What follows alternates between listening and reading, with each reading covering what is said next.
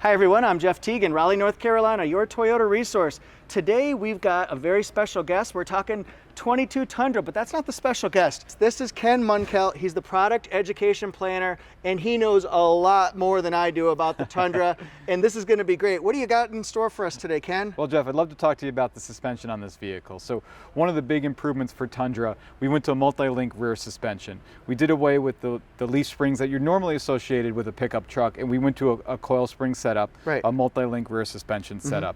That setup gives us a better ride, but more importantly, we don't lose any capability. We don't have reduced payload or reduced towing because of it. And that was our objective of this. We wanted to get a better riding truck, and we wanted to keep all the capacity and payload and towing that you would normally find in a half-ton pickup. So Ken, now that you've got that multi-link rear suspension combined with the front double wishbone suspension, what can drivers expect when they tool around in this brand new third generation Tundra? That's a great question, Jeff. So drivers can expect a great ride with this new Tundra, right? The double wishbone up front and the multi-link in the rear creates a more comfortable ride. And a lot of truck drivers, well, they drive their trucks and spend a lot of long distance on their truck. Long distance drives in their truck. Right. So with this new double wishbone suspension, multi-link in the rear, the truck's going to track straight, it's going to ride smooth and give you a comfortable ride.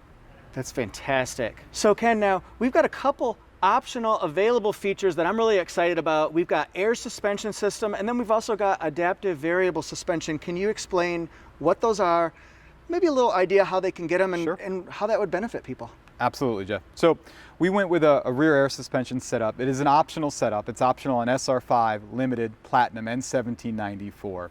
The rear air suspension is designed for a couple different things. One of the things is, well, we want to make sure that we have the capacity in the bed, so we need to lower the bed, maybe to get something in there that's a little heavier that you can't lift up so high. Also, when we're hooking up a trailer, get the tongue weight right, and make sure that the trailer is at the right height when you're towing. Also, too, if we're going off-road, you want to raise the rear end a little bit. That rear air suspension can be done automatically on the road, or it's actually adjustable through a toggle switch on the dashboard. Really cool. And then adaptive variable suspension. Great. How's that going to benefit us? So adaptive variable suspension is optional on Platinum and 1794. The adaptive variable suspension is something really, really cool. It's something we've seen on Lexus products in the past, or on Lexus products now. It really adjusts the suspension to the conditions that you're on. So if you're on off-road conditions, it's going to adjust it to that. If you're more sporty or softer or smoother pavements, it's going to adjust the shock dampening and how the vehicle rides. Adaptive variable suspension also has some drive modes, so you can see a Sport and a Sport Plus mode, which is really cool, and it kind of opens up the car a little bit, or the truck. It's just a neat feature to keep the truck in the right pace and riding correctly. That's fantastic. So it sounds like people have a lot to look forward to, and suspension, believe it or not, is a big one. So thank you so much for your time, Ken. I really appreciate it. And thanks for bringing this to the world. Yeah, this new truck's going to be awesome. Okay, see you guys later.